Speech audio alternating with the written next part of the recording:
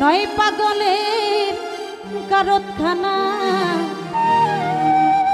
দুনিয়াটা পাগলের আস্তানা।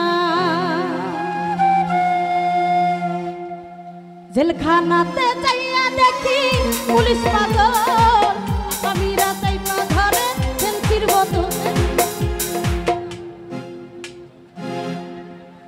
এটা হচ্ছে গান। আমি যদি কিছুই বলি বলবি যে আপা এত বড় কথা বলি। এটা বাংলা হবে না, এটা অ্যাকোস্টিকই হবে, একটু চালু হবে।